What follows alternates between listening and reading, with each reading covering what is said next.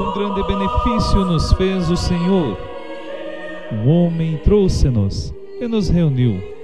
Um homem sapientíssimo, que pela sua vida e sua sabedoria esteve acima de todos.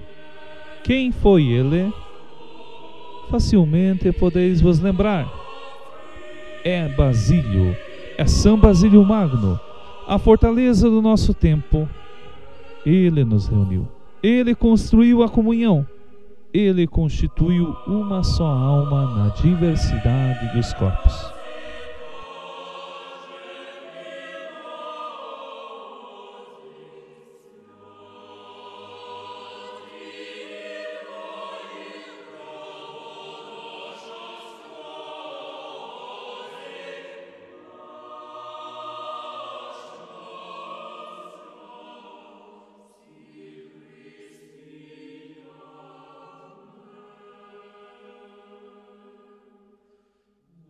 Basílio viveu em Cesareia da Turquia, antiga Capadócia, entre os anos 329 e 379. Basílio foi para o Egito para aprender com os monges ascetas do deserto esse modo de viver em solidão. Voltou e iniciou um amplo movimento monástico, pois não quis viver uma vida como a dos ascetas que visitara, mas uma vida em comunidade, onde era possível praticar a caridade.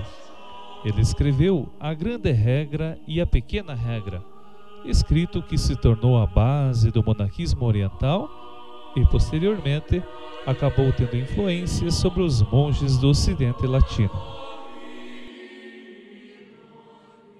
A atual Ordem de São Basílio Magno, presente também no Brasil, fazendo jus à sua denominação, fundamenta-se sobre os ensinamentos espirituais de São Basílio Magno, como especial vivência dos valores evangélicos e seguimento de Cristo. O patriarca do monasticismo, seja no Oriente, no Ocidente e na Ucrânia, foi São Basílio Magno. No século III, depois, quando Constantino decretou o cristianismo como religião oficial, muita gente, muitos homens consagraram-se a Deus no deserto. E podemos dizer que praticamente o deserto estava habitado de centenas de monges. O primeiro que tentou organizar a vida monástica foi Santo Antônio. Logo foi no começo do século III, e logo em seguida aparece Pacômio, que a maneira de praticamente o exército organiza os monges, tinha milhares de monges, e ele colocou regras muito rígidas. São Basílio, depois de fazer seus estudos, fez a viagem para a Síria, Egito, Mesopotâmia, e percebeu que aquela maneira de viver de São Pacômio, de Antônio, não convinha para o cristianismo. Ele resolveu fundamentar a regra do cristianismo nos Atos dos Apóstolos, onde primeiros cristãos tinham tudo em comum e permaneciam na oração. Somente no século VIII, Santo Teodoro Estudita, ele, baseando-se nas regras de São Basílio, conseguiu ordenar e escrever regras, porque Basílio não escreveu regra nenhuma. Basílio simplesmente respondia aos monges em diversas questões que eles tinham dúvida, e ele deixou escrito ali as regras menores, as regras grandes ou maiores, e São Teodoro Estudita, no século VIII, ele organizou tudo isso e conseguiu fazer um conjunto de regras para os monges. E a partir daquela época, na Grécia, falava-se que eles eram estuditas, esses monges, mas também baseados na regra de São Basílio, no ensinamento de São Basílio. E quando veio o cristianismo na Ucrânia, muitos gregos, monges gregos, iam para a Ucrânia para viver ali, levar a sua vida na Ucrânia, e muitos ucranianos também visitavam a Grécia. Entre eles temos Santo Antônio Petersky, é ucraniano, ele começou a viver perto de Keio, a sua vida monástica, mas depois, para se aperfeiçoar, ele foi para o Monte Athos. E ali permaneceu alguns anos e voltou para Keio, onde fundou praticamente a sua não comunidade, porque ele vivia sozinho, mas aos poucos começaram a fluir discípulos que queriam que Santo Antônio os ensinasse e dirigisse como é que se deve levar a vida monástica.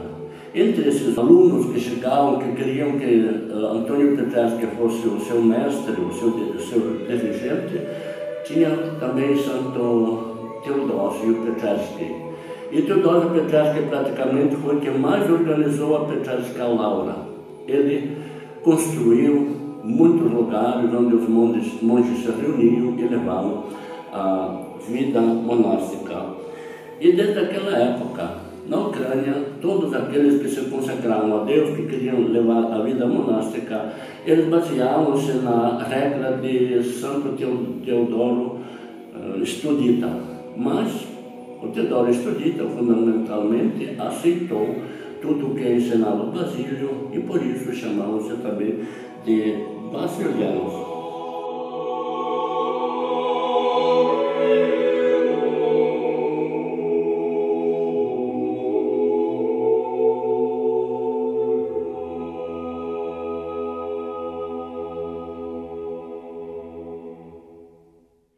De São Basílio de São Josafá foi fundada praticamente por dois grandes heróis da Ucrânia, Metropolita Leniandruski e São Josafá Konchevich.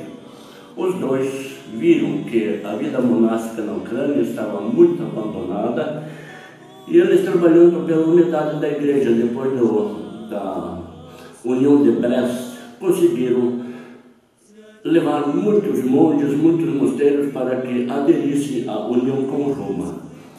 E os dois se esforçaram para organizar aquela vida que, nesses momentos, era muito abandonada. Praticamente não tinha quem dirigisse aqueles monges, então eles viviam à toa praticamente. Cada um tinha a sua regra, cada um tinha a sua maneira de viver. São Josafá praticamente foi a alma daquela reforma. Benjamin Ruski, ele organizou mais juridicamente, compôs as regras, enquanto Josafá, com a sua oração, com o seu exemplo de vida, ajudou muito para angariar os membros para essa ordem. Em 1617, Benjamin Ruski, num capítulo conseguiu formar uma congregação, da qual depois surgiu a ordem basiliana. Essa congregação chamava-se Congregação da Santíssima Trindade. E começou a escrever mais regras, organizar aquela vida na Congregação da Santíssima Trindade. Só em 1643, o Papa Bento XIV, ele uniu todas as províncias que naquela época já existiam, eram muitas províncias, sob a direção de Ruski. Ele pediu, isto é, mudou o nome da Congregação da Santíssima Trindade para o nome de Ordem de São Basílio Magno. E mais tarde, essa ordem recebeu ainda mais o nome Basiliano de São Josafá. Por quê? Em 1831, num capítulo de Roma, os padres capitulares resolveram acrescentar mais esse nome de Ordem Basiliana de São Josafá para destacar o grande reformador, o praticamente criador dessa ordem que trabalhou no conjunto com o Щоб цей шлях нелегкий ми пройшли до кінця.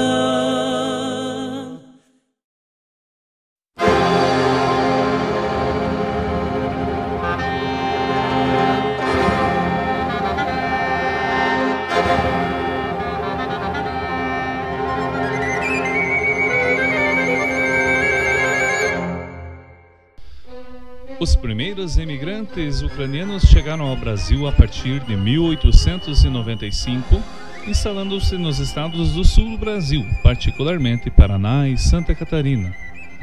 No chão brasileiro, os colonos ucranianos encontraram uma realidade física e cultural muito diferente de seu país de origem, Ucrânia, e muito diferente também do que lhes haviam fantasiado os agentes da imigração. Lançados no desconhecido, os colonos tiveram que reconstruir por completo a sua vida e dedicar-se a um trabalho para o qual estavam pouco preparados. Poder desbravar densas matas virgens, enfrentar condições ambientais adversas sem receber quase nenhuma assistência por parte do governo brasileiro. Os ucranianos se viram frequentemente em situações de desespero perante o espectro da miséria, da fome, doenças que as impeliam para situações de degradação social e moral, conforme relatam os primeiros padres e os primeiros imigrantes. Nesse contexto, os imigrantes ucranianos sentiram na carne a falta de uma referência forte que pudesse garantir sua sobrevivência naqueles tempos tão difíceis.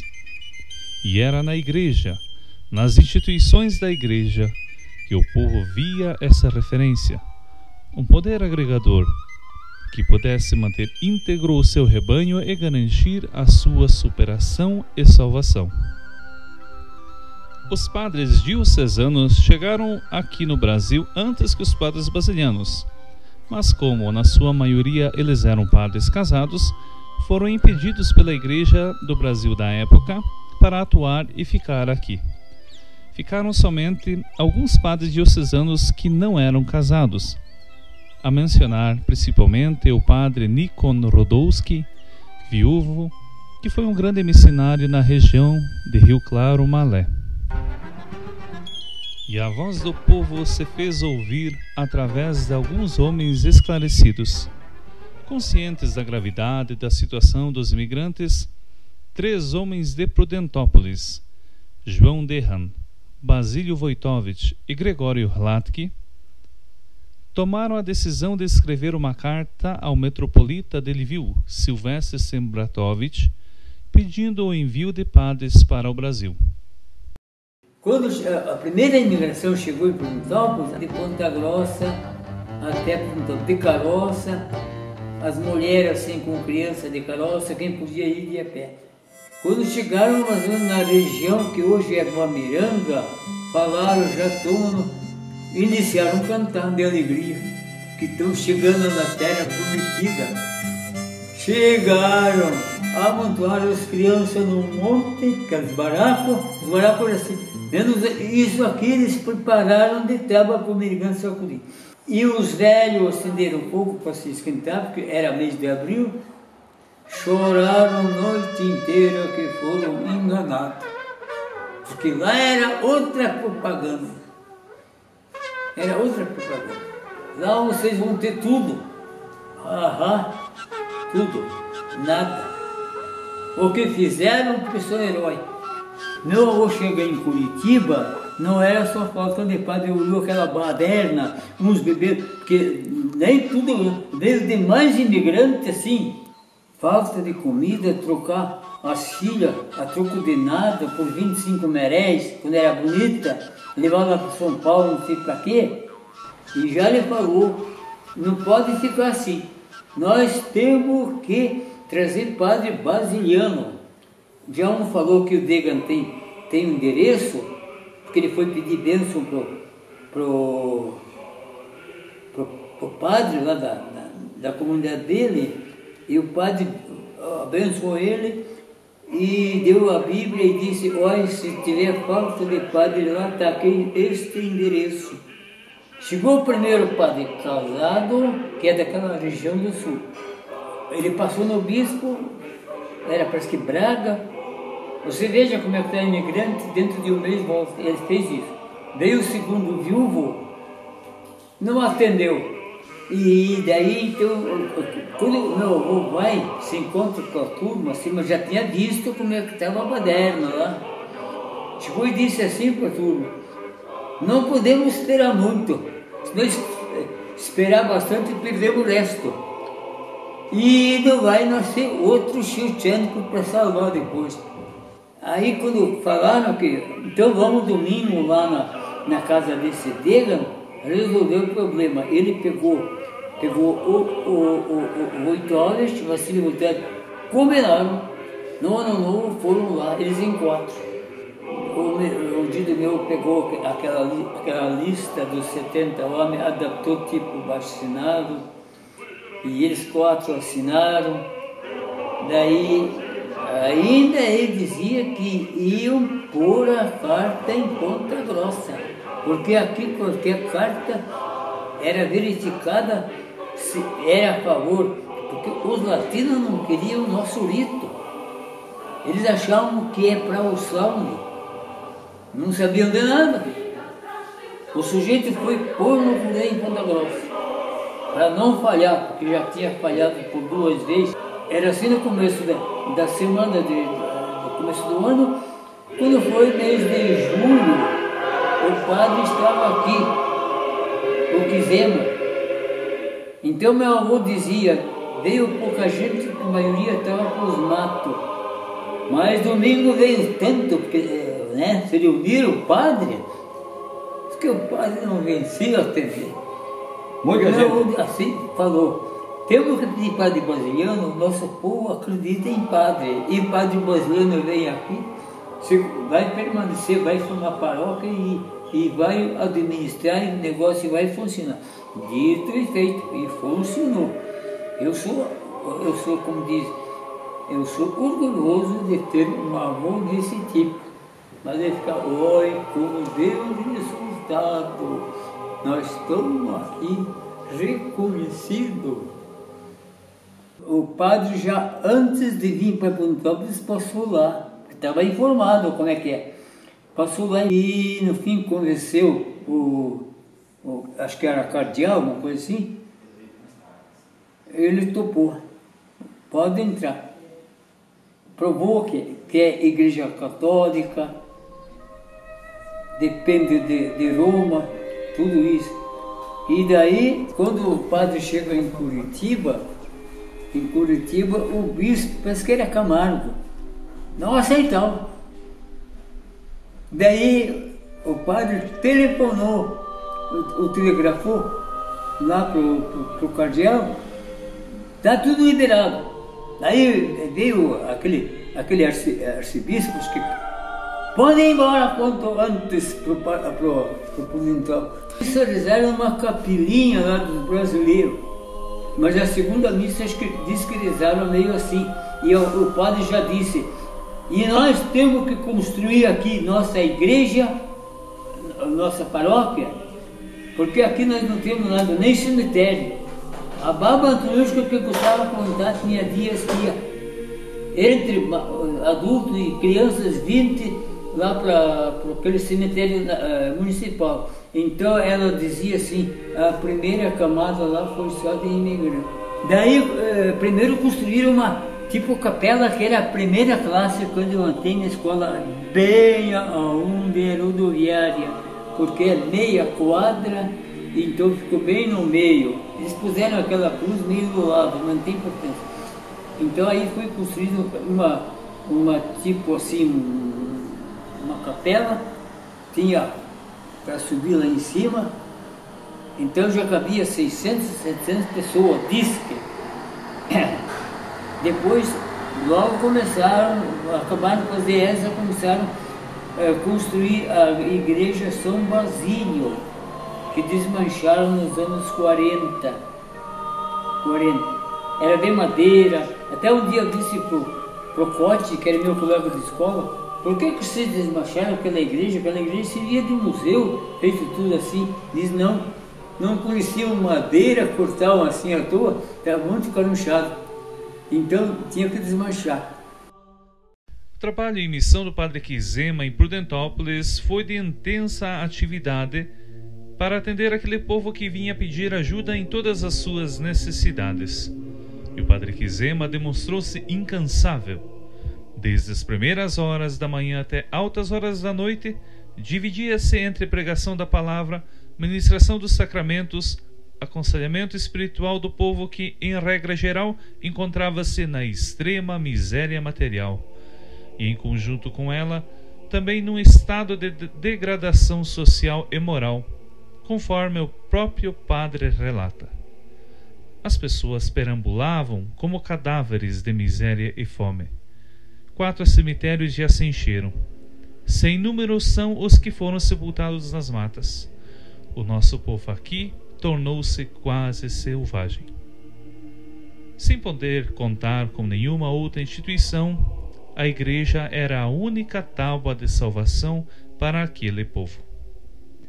Depois de passar alguns dias muito intensivos em Prudentópolis, o padre sai em busca do povo nos entornos, nas linhas e colônias, como se dizia. Conta ele mesmo: anda a pé, não tenho cavalo, caminho muitas milhas por dia. Faz muito calor e eu preciso subir morros e atravessar matas à procura do povo para pregar, catequizar e confessar. Após ter posto em ordem as coisas mais urgentes em Prudentópolis, Padre Quizema se pôs a caminho para visitar outro núcleo de imigrantes, Iracema, no município de Itaiópolis, em Santa Catarina. Na região de Iracema, a situação era mais dramática. Os imigrantes foram simplesmente despejados na Mata Brávia, onde habitavam indígenas de uma tribo de pouco contato com a civilização e sobravam ainda animais selvagens. Em consequência, ocorreram muitos confrontos entre colonos índios e vários massacres vitimando ambos os lados, sobretudo nas localidades de Moema e Costa Carvalho. Em Iracema, os colonos construíram a primeira capela ucraniana na localidade de Xavier da Silva, ainda no ano de 1895. Esta foi a primeira sede de Iracema, a capela que em parte foi restaurada e resiste até os dias de hoje. Padre Quizema narra drasticamente o seu primeiro encontro com os colonos, dizendo: ao saberem da minha chegada, uma multidão caminhou por várias horas, vindo ao meu encontro.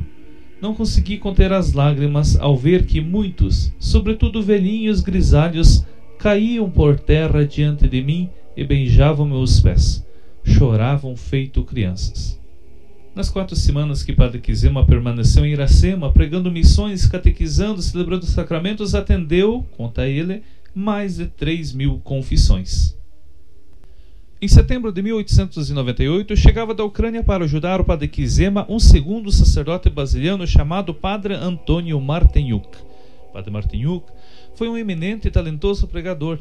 Percorreu todos os núcleos ucranianos pregando missões, em Prudentópolis, Iracema e mesmo nas localidades assistidas pelos padres diocesanos, Malé, do Horizão, Jangada e outras no sul do Paraná. Padre Marteniuk foi o primeiro a introduzir e divulgar o apostolado de oração entre os imigrantes no Brasil. Como fruto das missões, a ação pastoral prosperava, despertando entre os imigrantes uma consciência mais esclarecida e elevando seu nível religioso e social.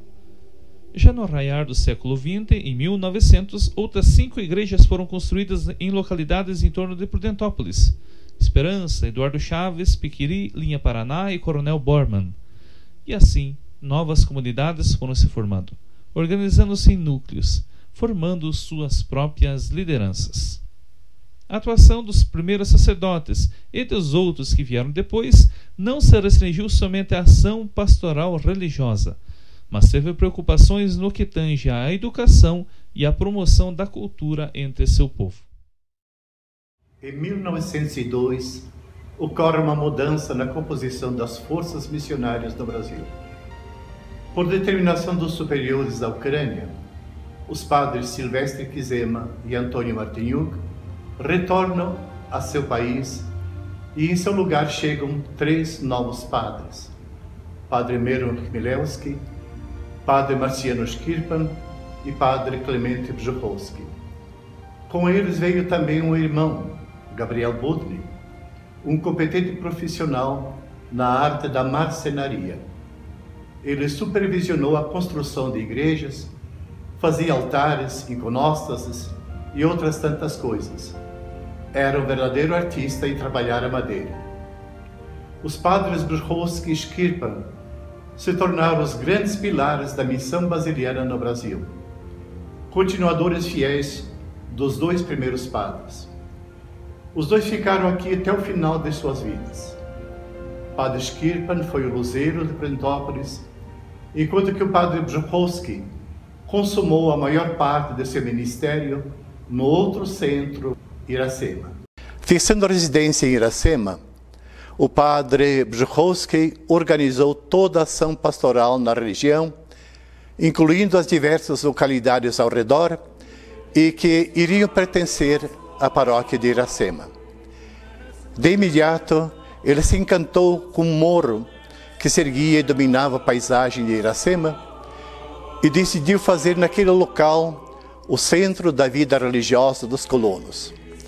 Mandou aplainar o alto do morro e fez construir nele uma primeira igreja e uma pequena residência, casa paroquial. Após 2 anos de construção, a igreja estava pronta. Posteriormente, nos anos 1907 e 1908, foi construída uma nova igreja de madeira, mas com seu interior ricamente decorado em expressões de arte sacra. Essa igreja, junto com o campanário e o mosteiro dos padres basilianos, que se ostentavam no alto do morro, foram consumidos por um incêndio na noite de 1º de maio de 1955. Era dia da Eucaristia celebrada, foi pelo Padre Pedro, né? Padre Pedro Baixo, que era pároco e rumen do mosteiro. Fecharam a igreja, tudo certinho, e depois lá pelas 1, 2 horas da madrugada, quando eu vi um clarão, né, perto da igreja, daí levantei, olhei pela janela e daí eu vi tinha fogo perto da sacristia, né, do lado da sacristia. Quando entra da igreja era do lado esquerdo, do lado do mosteiro. Depois o fogo se lastrou rapidamente, né, pelas paredes da sacristia e já estava quase na cúpula. Então, quando eu percebi, a Brátia já tinha levantado, pouca gente estava acordada, daí eu fui bater o sininho, né, com força, daí o pessoal se acordou, correu todo mundo ver o que estava acontecendo. Quando foi ver ali, o fogo estava avançando cada vez mais, começaram a jogar água ali naquele telhadinho lá por baixo do convento. O Padre Pedro também foi acordado e daí ele começou, né, muito preocupado, não sabendo o que fazer. Daí as Brátias mesmo tomaram a iniciativa e ele daí, quando já ficou mais consciente um pouco, daí ele correu para salvar o Santíssimo. Mas na igreja, né, enquanto os Brátias estavam salvando, ele foi lá, estava querendo entrar, alguns irmãos estavam segurando ele para não entrar na igreja. Daí outros irmãos nesse tempo foram na capela, né, para a capela, daí estava ali, eles tiraram o Santíssimo com o quivote e tudo, levaram para fora pela janela. Nesse tempo então, a igreja então já estava, o fogo estava quase na cúpula, né. O Padre Baranhão que estava lá, ele logo para salvar as coisas, né, tudo que tirassem, levaram, nem viam o que era, porque era meio escuro, levavam lá para baixo. Estamos jogando os livros pela janela e esses filamentos também, deu alguma coisa para salvar, mas já estava pegando fogo. E os irmãos estavam lá até o fim, né, já quando o Padre Baranhão estava lá embaixo gritando para eles sair, porque a escada podia cair qualquer hora, né, e daí eles não podiam descer. Eles daí ainda ficaram lá e pularam pela janela da biblioteca e depois correram para salvar a cozinha, que estava assim. Ela vinha da cozinha de baixo, traziam água de balde e ali jogavam naquela cozinha. A cozinha foi salva, mas o resto não foi salvo nada. Tudo queimou. Primeiro a igreja, né? Pegou também logo o campanário. Era um campanário grande, não sei se tinha 25 ou 30 metros, com 5 sinos. No dia, né, que eles foram ver se restou alguma coisa, porque estavam pensando que os sinos caíram de lá inteirinho, mas não sobrou nada, só os badal. Também a igreja, então, ficou tudo um monte de brasa, né, tudo aquilo lá. E já estava amanhecendo, o povo vinha nesse dia, que era dia da festa, dia da inauguração da gruta, Nossa Senhora de Lourdes, que está embaixo. Então o povo vinha lá de longe, então se acostumavam a ver a igreja, né? Quando vinham andar de cima, não via a igreja. Ficaram perguntando o que aconteceu.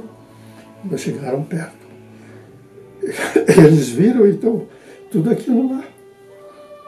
E ficaram, aquilo lá ficou, o povo então não chorava, daí teve a Santa Missa, né? Mas a Santa Missa foi rezada na gruta, toda aquela pesar, e a bênção da gruta, mas o povo, então, a maioria estava muito sentido, né? Porque era um lugar histórico, né? Foi um dia muito triste.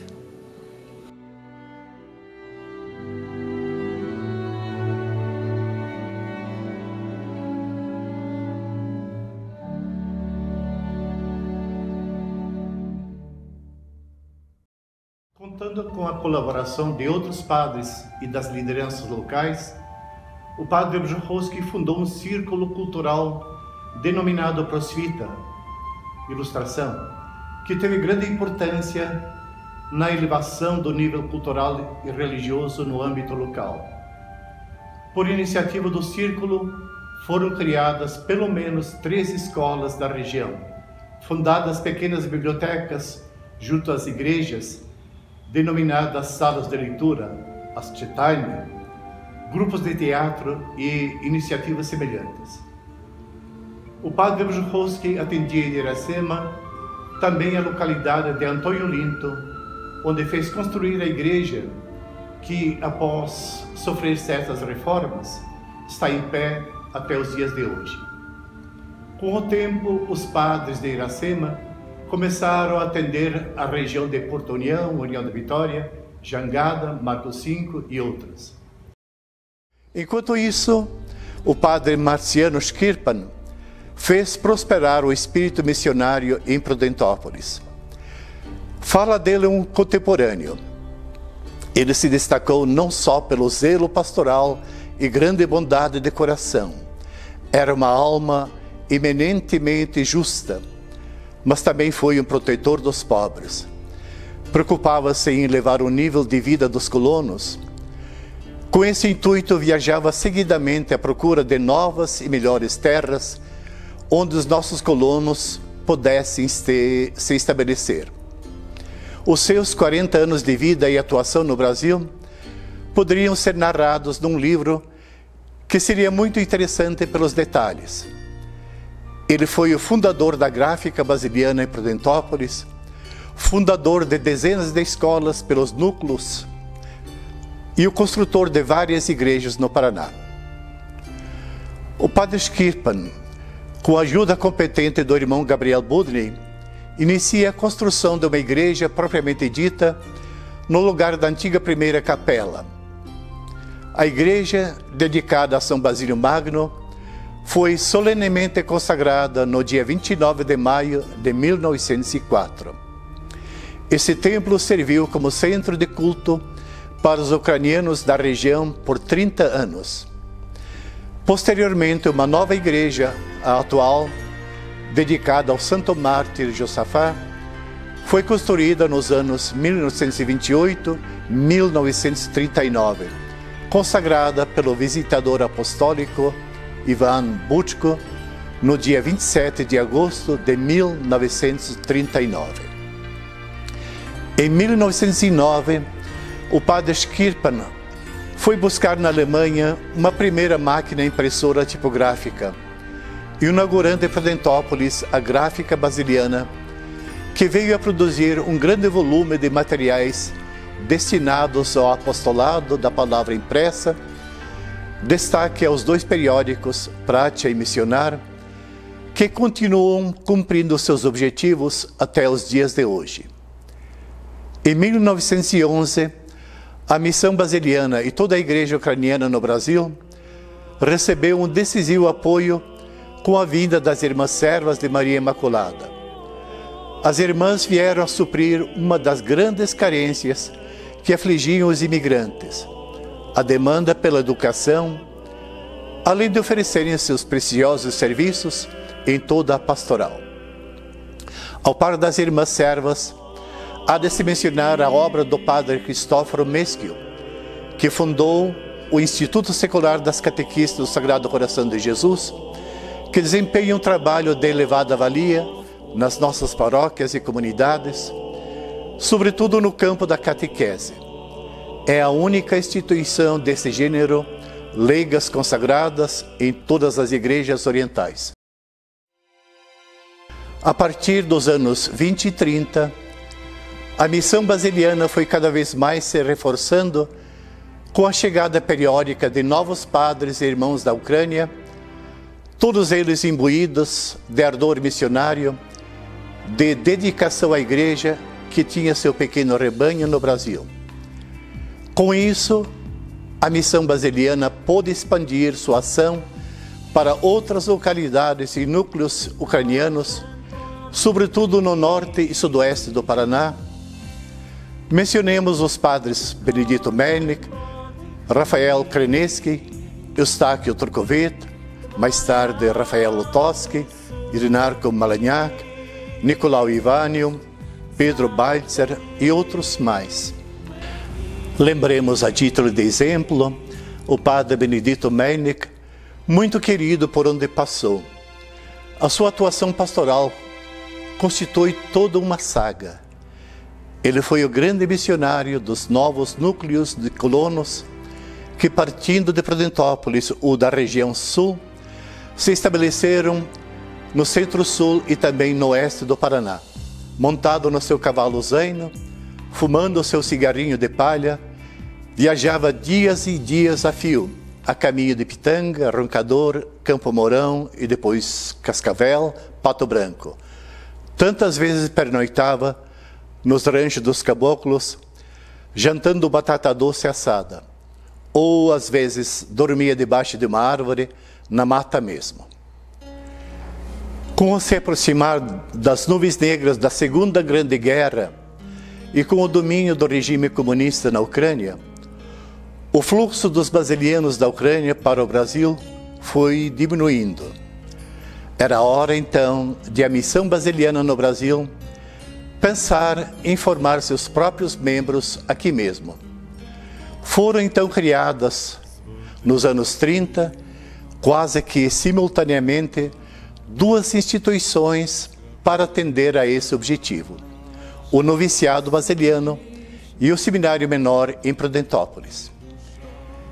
Em 1932, foi aberto em Prudentópolis o noviciado, que é o tempo e o lugar onde os jovens que pretendem ingressar na ordem recebem as devidas informações sobre a forma de vida peculiar basiliana e a formação espiritual básica para viver essa vida. O noviciado foi posteriormente transferido para Ivaí, onde está até hoje. Em 1935, foi aberto em Prudentópolis o Seminário São José, por iniciativa de dois eminentes padres, José Vadroga, que foi o seu primeiro diretor, e José Martinez, futuro primeiro bispo para os ucranianos católicos no Brasil. O seminário teve duplo objetivo, tanto de ser fonte de vocações para a ordem, como também exercer um dos carismas da ordem, que é o trabalho educacional. Foram tantos os basilianos que nele receberam uma sólida formação intelectual de primeiro nível, como também centenas e centenas de jovens que recordam com saudade os belos e memoráveis dias vividos no Seminário São José. O seminário funcionou regularmente até o ano de 2008, quando, por pressão de um conjunto de novas circunstâncias, teve de fechar suas portas. Até o ano de 2004, o seminário oferecia aulas apenas para os seminaristas que eram internos. No ano de 2005, além dos seminaristas, passamos a oferecer aulas para a comunidade prudentopolitana. O seminário funcionou regularmente até o ano de 2008, quando por vários motivos e circunstâncias teve que fechar suas portas. No entanto, conversando com o padre superior provincial, decidimos fechar apenas o internato e continuar com o Colégio São José. Com o passar dos anos, abrimos novas turmas. Hoje, então, nós temos berçário integral, educação infantil integral também, ensino fundamental e ensino médio, no intuito de continuar fazendo valer o objetivo educacional da nossa ordem. Em 1948, a comunidade basiliana no Brasil celebrava o seu 50º aniversário e contava então com 47 membros, 22 padres, 3 irmãos, 16 clérigos seminaristas maiores e 12 noviços. Os basilianos no Brasil atingiam então o status de maioridade, sendo a missão declarada pelo Superior Geral em Roma, província, sob o patrocínio de São José, província de São José no Brasil.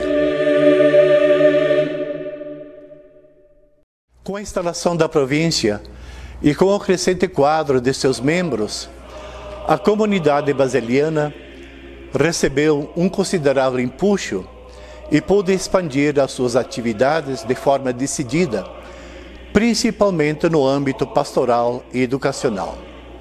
Hoje, os padres da província estão à frente de 13 paróquias, cada uma com um número plural de igrejas ou capelas dependentes da matriz.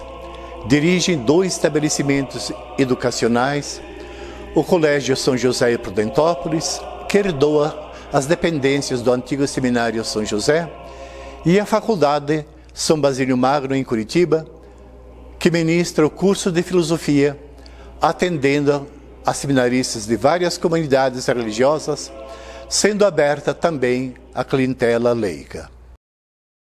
Contando sempre com a ajuda divina e graças aos esforços ininterruptos, os frutos deixados por nossos padres e irmãos foram e são prodigiosos na província de São José. Como fruto desse trabalho, são várias paróquias e comunidades hoje existentes, inclusive a Catedral da Metrópole Católica Ucraniana São João Batista e, posteriormente, também a Catedral da Eparquia Imaculada Conceição.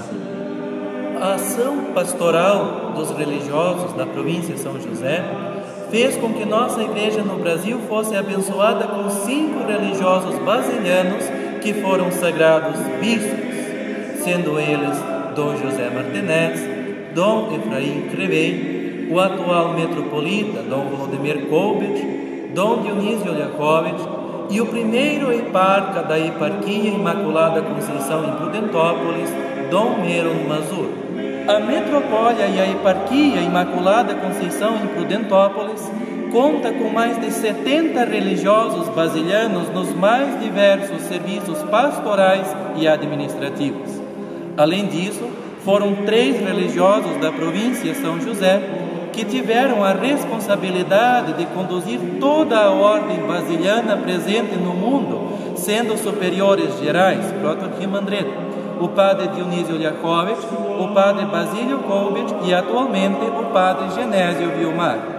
Hoje, a província de São José possui 100 membros que, seguindo os passos dos missionários predecessores, estão à frente de missões, coordenações de diversas pastorais e movimentos, tais como o apostolado da oração, a congregação mariana, o movimento eucarístico jovem, o MEG, catequese, entre outros, e também apoiam diversos grupos e instituições culturais ucranianas.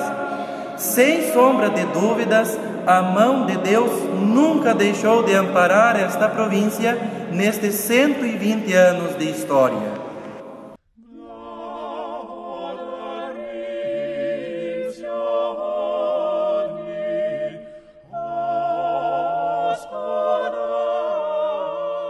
Celebrar o jubileu dos 400 anos da Ordem de São Basílio Magno e dos 120 anos de presença basiliana no Brasil é para nós basilianos uma alegria muito grande. Celebrar um jubileu requer 4 coisas. Antes de tudo, uma ação de graças profunda a Deus. Somos muito gratos a Deus porque a ordem é uma iniciativa divina. É Ele que nos chamou, é Ele que nos conduz. É a missão de seu Filho Jesus Cristo que a ordem busca realizar na igreja. Agradecemos a Deus E agradecemos também a todas as pessoas, a todas as comunidades que conosco colaboram. A celebração é nossa, mas é também de todos, porque nós somos na igreja e para a igreja. As comunidades, as pessoas, as famílias fazem parte da nossa história.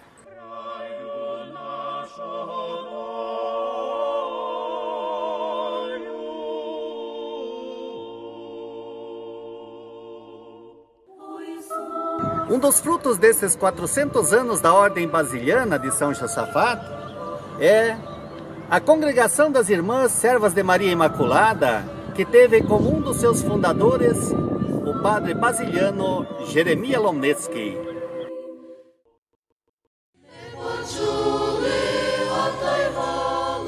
Além da pastoral, da missão, da imprensa e da educação, um fruto muito importante da Ordem Basiliana que Deus concedeu à sua igreja é o Instituto Secular das Catequistas do Sagrado Coração de Jesus, nascido aqui no Brasil.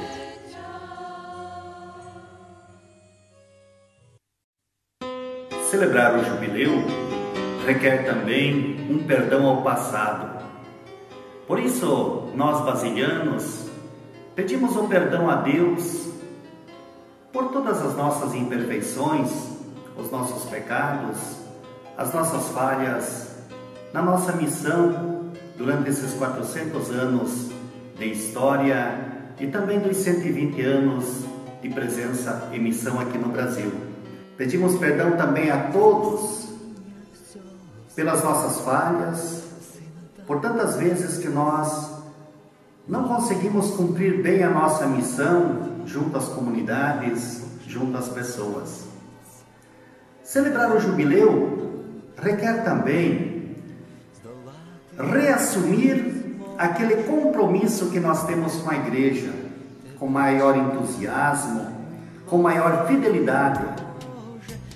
E requer também uma confiança maior na providência divina.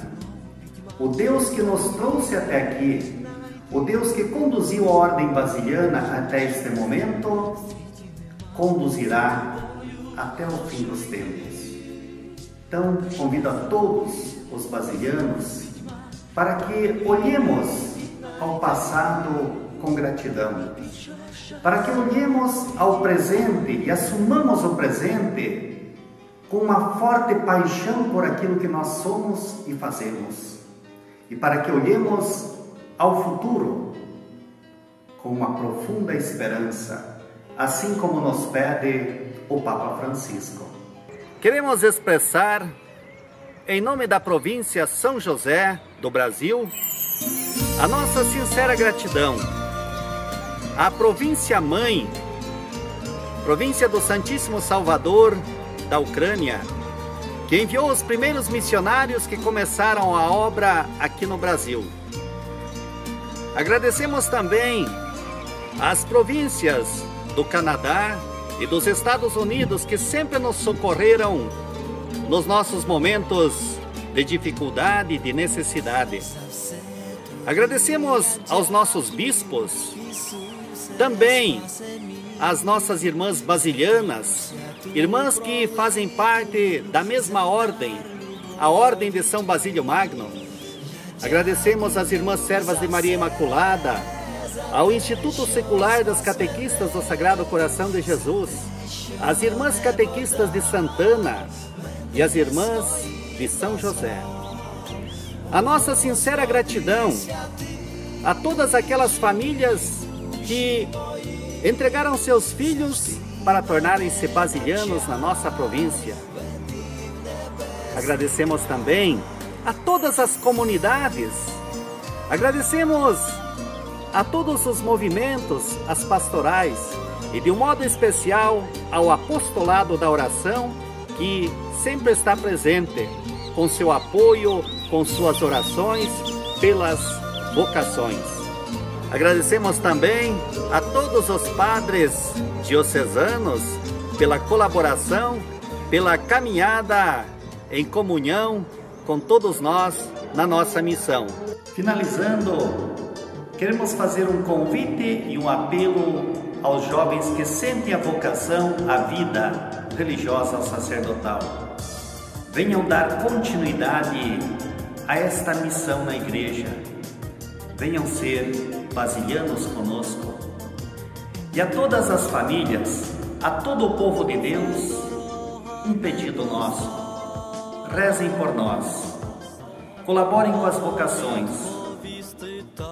É uma missão que se realiza na igreja e para a igreja. E vocês também são participantes desta obra e desta missão. Nosso muito obrigado a todos e que Deus, por intercessão de Nossa Senhora, por intercessão de São Basílio e São Josafá, conceda a todos a sua bênção і a sua paz. Лиш просить, ласку в серце всім приносить, святість парі йде з роками, бо Господь завжди є з нами. Господь є з нами, завжди є з нами, Господь є з нами. Пісню слави заспіваймо щирим серцем нині враз, Йосафата звеличаймо в цей святий великий час. Він за церкву, він за віру, як святий борець Христа, все, що мав, приніс в офіру, душу, тіло, кров, життя.